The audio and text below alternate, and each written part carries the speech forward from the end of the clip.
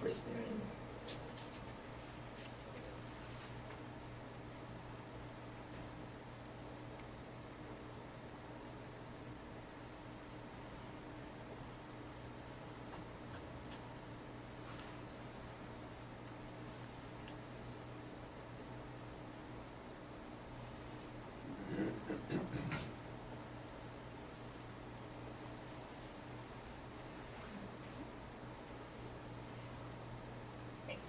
Okay, so as a team, we followed the Agile methodology, and we kind of did a hybrid of XP and a little bit of Scrum.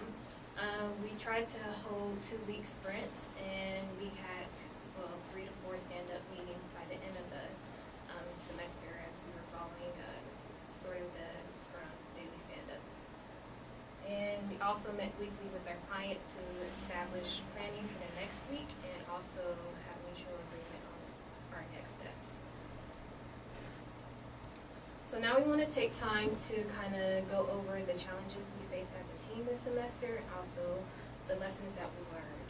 So beginning with our team structure, at the beginning of the semester, initially we all knew each other since we were classmates, but we didn't work together as a team, and we kind of just jumped right in terms of starting on the project, especially since like our first big demonstration with QuakeBuild was a few weeks in. And so reflecting, and from that we actually had some problems and struggles throughout the semester in terms of we weren't really functioning as a 4-member team. We established roles, but sometimes those roles weren't well defined, and also they weren't always relevant at that time in terms of development. Like at the beginning we didn't do too much development, so we didn't need that role as heavy as we did at the end of the semester. So reflecting back, we would actually go and take the time to form a team structure, and mid-semester we did establish ground rules, and actually writing that down and vocalizing it actually helped us as a team to move along and reform as a team. With our clients, our previous team suggested that we actually have weekly meetings, and so we continue with that format, and it was definitely useful because we had to keep on track and also get feedback if we had any issues or red flags.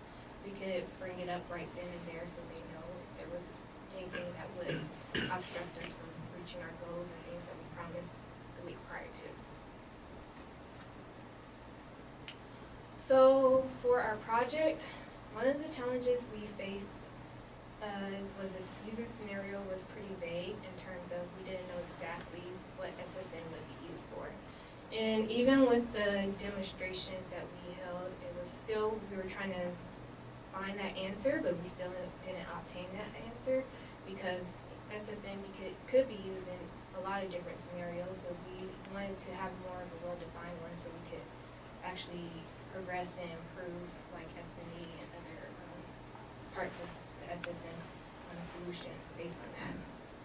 And so one of the other issues we faced was understanding and improving the original code base for SNE.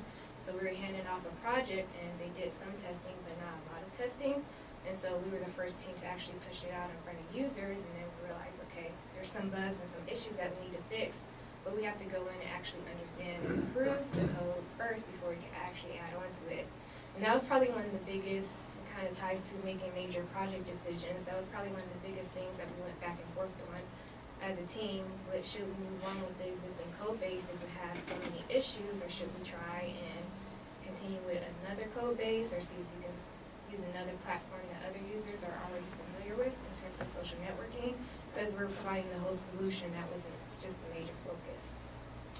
And also understanding and testing many devices.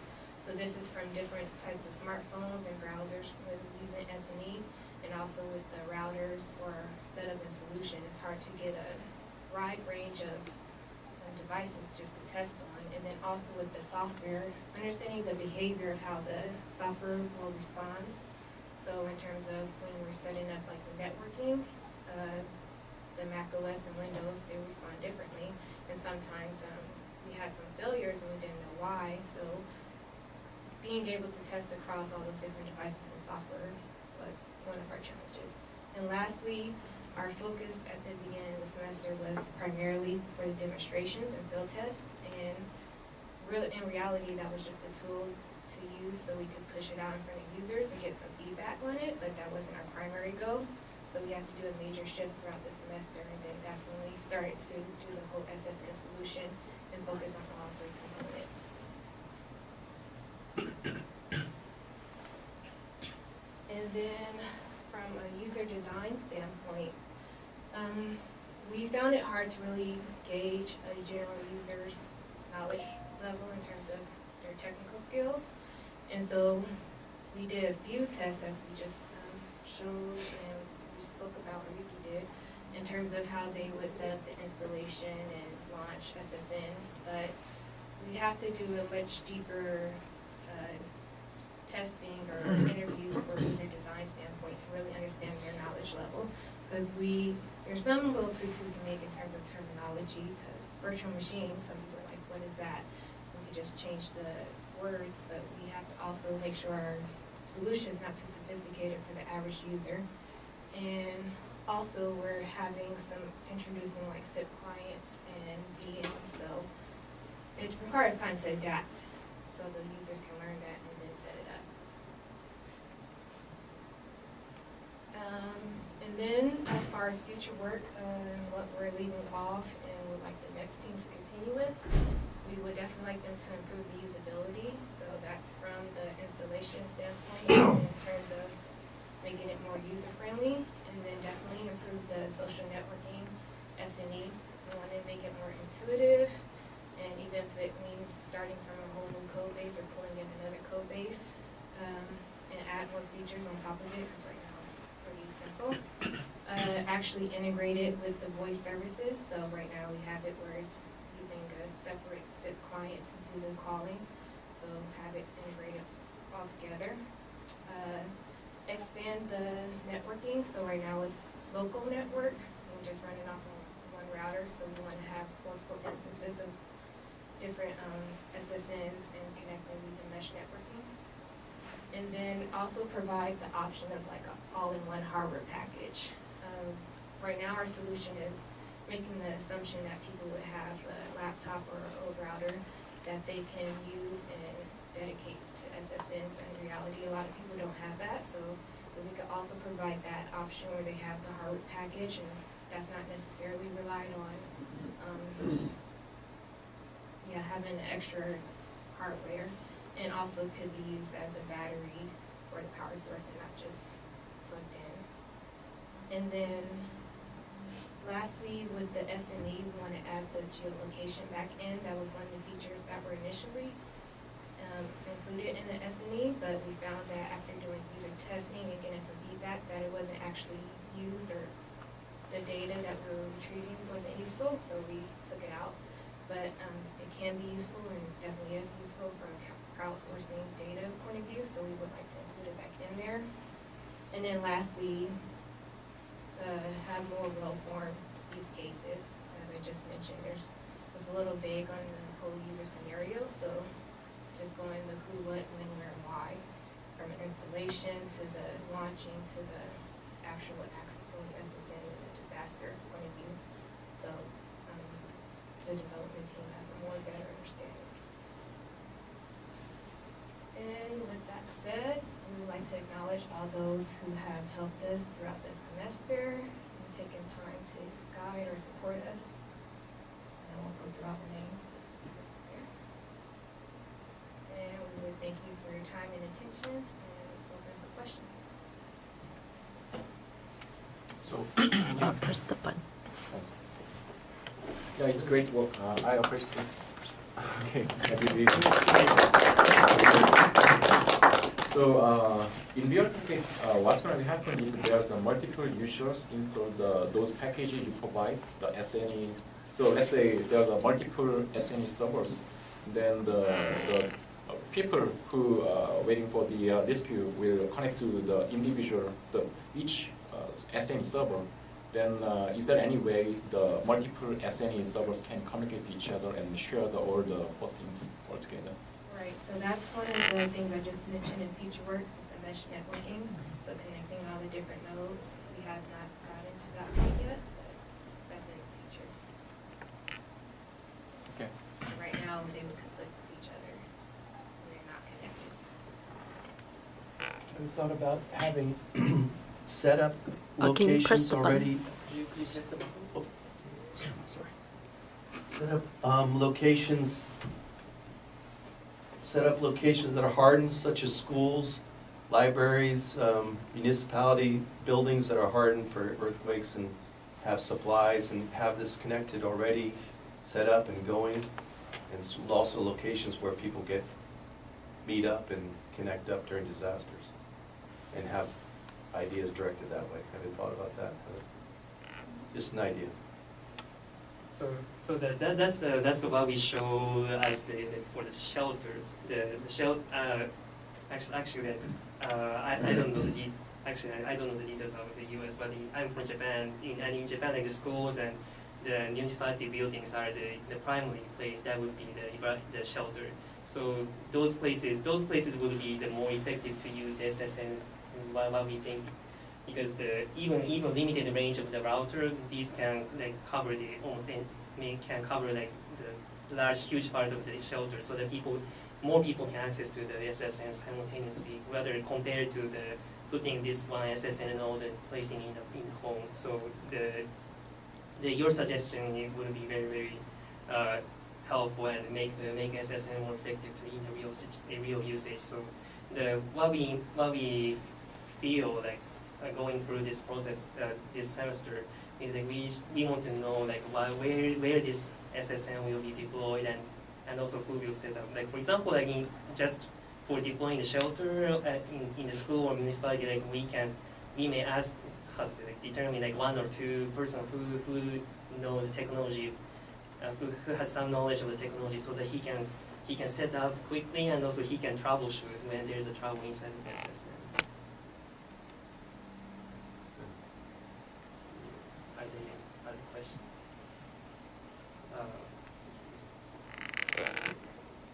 Personal. Yes, just play some. Could you play something? So, okay, I have to hold it. Yes. I see. I just have a comment. It was really impressive to hear what you've done. Technically very challenging problem, different technology stacks, combinations of different platforms, different environments, different smartphones. You all handled that, but what was really interesting is the process you went through, in the sense that first you had a process, then midway through you figured out that you needed a team charter, and you had that in place.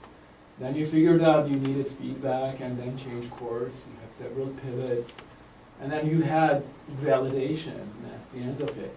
That was fantastic. I mean, it's really great to see a student team working like that with all the elements in place. Congratulations, guys. Thank you. I just want to add to that because, as Brianna said, we went through a lot of problems as a team, and we really want to thank our faculty and clients to be really understanding about the mistake we make and give really useful insight to help us improve as a team. Thank you.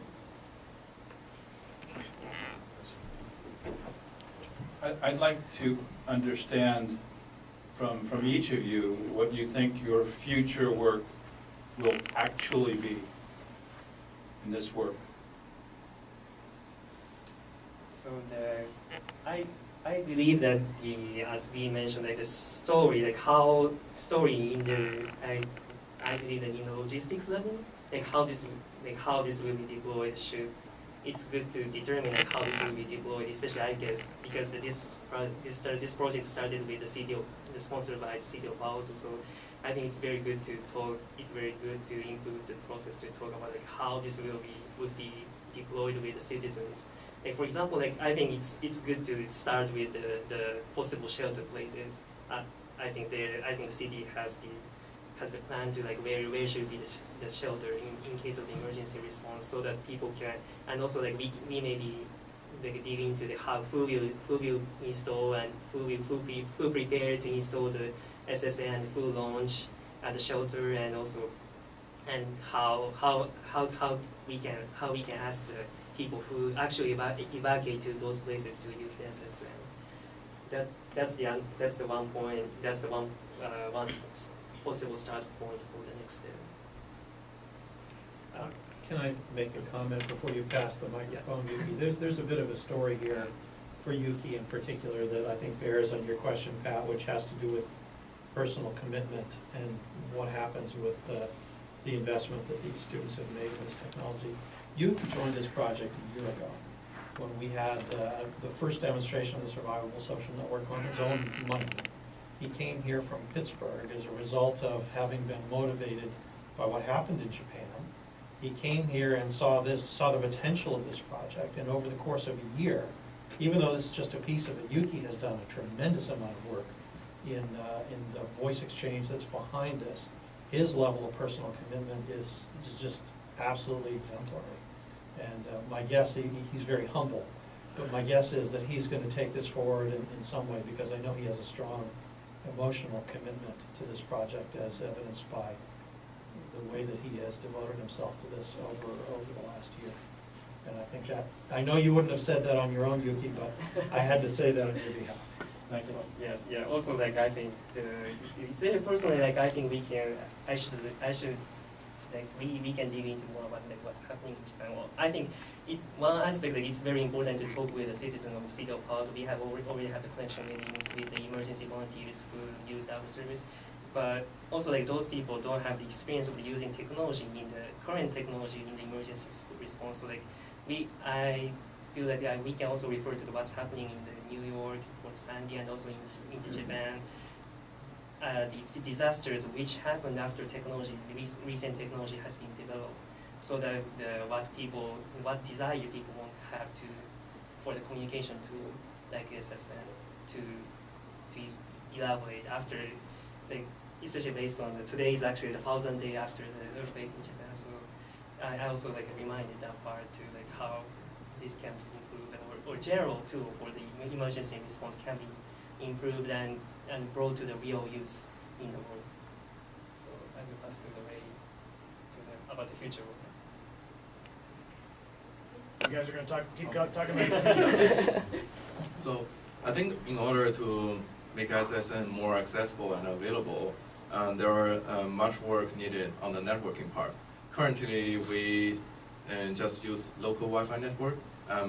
We already, although we explored the mesh network, but we didn't really combine the networking part together. So I think it's requires a lot of work on that. And another part is about the software stuff. How to make the software. What about the updates? I think there is a trade-off between easy installation and make the software self-update. So we need to find a balance.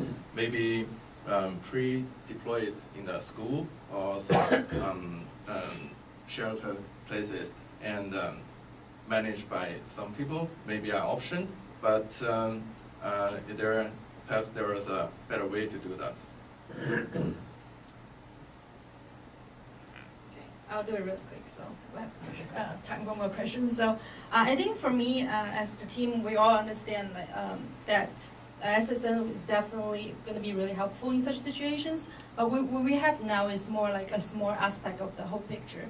So there are some undergoing projects in the CMU community that's the cross-mobile team. And basically in the future, we want this to be combined with other project that's what's going on, and also some existing infrastructure that's going on with the city of Palo Alto. But we're trying to demonstrate a big picture here, even though we're still far away from there, but we believe we're going to get there someday. And I think I was most useful with the user interfacing in terms of the demonstrations and receiving feedback, so I would like to continue with that. And then also help with the all-in-one solution, because I think that's very needed in terms of just using maybe Arduino and trying to figure out something. And then I also had a thought, this is something that we talked about offline, but using this in a use case such as on a cruise, because in that case you don't have any other way to communicate, so you can really get really useful feedback instead of trying to integrate into some mediums where people have alternatives. And that's a good use case to volunteer for, right? It's a rough life, but somebody's got to do the research. Please go ahead, Ken. Great. Jim, for operating the button. So Ken Duker from City of Palo Alto. I just want to first of all express my thanks on behalf of the city and the Office of Emergency Services, and our public safety partners and police and fire for doing what you've done to keep moving this project forward. It kind of strikes me that we should take a client-server view of the world and move it towards a peer-to-peer view of the world, because right now, if you look at how we do business, it's you and the general public as the clients calling 911 as the server, and we're trying to move, again, to a more peer-to-peer, as you very well put it up there, neighbors helping neighbors. So I think that that hierarchy is applicable both from a technology as well as a social construct. So thanks again. Real quick, excellent work. What I noticed is where you started and where you ended, and that significant leap in skills, ability, and again, working as a team. Can you talk a little bit, because it seemed as though there might have been a few tools that you used, one being the PowerPoint, and how that worked, because prior to using that, it seemed like meetings were a little jumbled, but once you got on a common page, and that worked very well. Can you talk about how you use that? So in terms of the meetings, actually one of the advice from our faculty is using a simple 4-slide basic. Let me think about that. So what we plan to do, what did we do, and the challenges and roadblocks we have, and what we plan to do for next week. So every week we have our weekly meeting and we present our 4 slides. Before that, we kind of just throwing all our problems and progress in 10 slides and have a meeting that lasts for like 2 hours, and everybody can't have dinner till like 7:30 or something. And after that, we actually was able to have really efficient communication with clients and faculty, and we're glad that like everybody can leave the conference room like at least 5:45, so everybody can go home have dinner. Yeah, I think that's one of the things we have learned as a team, and I think another reason that we got really efficient and because we actually took the time to redefine the project. We talked to our clients and faculty to re-establish our goal statements for the team, and after that, it's really clear how we're going to divide the project and how we're going to divide and conquer each part of it.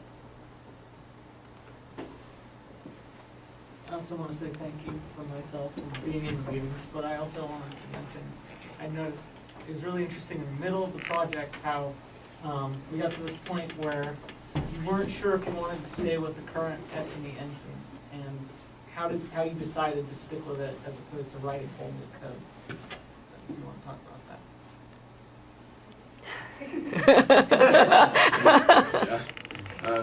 It's like from the field test at Quickville, we really discovered a lot of issues with the old code base, and we had really hard time on the timeline, especially. So we spent a lot of time on it, but it turns out figuring where the problem is, it's actually like really time consuming, and we come up the idea how about we start from scratch, and actually. We developed a prototype from scratch and presented in the weekly meeting. But actually, it's like it happens in the beginning of half semester. Our focus kind of changed from the software development and to the entire solution, trying to demonstrate the feasibility of the three components. So we decided and stick to the old code base because we investigated in other solutions. We made a matrix with different criteria to decide to evaluate each solution, and we end up with the code base because it's we have the previous knowledge on deploying it, and can be we can take advantage of that. And the old code base, it actually has previous team's work and is valuable, can be continuous developed now. Yeah, I just quick note add to that. So I think it all comes down to really understand the project, what's your goal, and once you have that, you can have a really clear decision matrix to make that decision. So the reason we keep going back and forth is we don't really have that big picture in head when we're trying to make that decision. And each time when we discuss it, we have different criteria and just keep going back and forth. After we establish that as a team, then everything just solves really quickly. If I can, on microphone. So I'd like to just wrap this up with the following thought. So here at CMU Silicon Valley, the practicum has been a cornerstone of the way that we teach and learn by doing is really exemplified by the practicum. And the practicum, the purpose of the practicum is to say, okay, you've taken all these courses, you've studied all this stuff, but until you actually apply it, you really haven't learned it. So in that sense, there are maybe 3 different kinds of practicum. There's the so-so practicum, where you get a team together and you give them a problem and they solve it. The great practicum is where the team tries to solve it, fails, has to fall back on what they've learned and apply it in some creative way, and then they solve the problem. And a truly outstanding practicum is where the team finds themselves in such a complex situation that they just cannot possibly manage it themselves, and they have to draw on all of the knowledge that they've gained through their entire program and bring it to bear to solve the problem. This was a truly great practicum in that sense. You didn't do the easy thing, you didn't just deliver a solution. You really drew on the depth of what you've learned. So, for my behalf, I'm really thankful not only for the great things you've done technologically, but I'm really proud of the way that you drew on what you've learned, and you struggled with hard issues, and you had some tough times, and you're stronger because of it. And you'll be able to leave this place with the knowledge that you are not just knowledgeable, but you're also tested and proven. That you have battle scars to demonstrate that you really do understand this material. So again, on behalf of the CMU Silicon Valley, and speaking on behalf of our sponsors, San Jose Water and the City of Palo Alto, I want to say congratulations on what you've done. I think that you did an absolutely outstanding.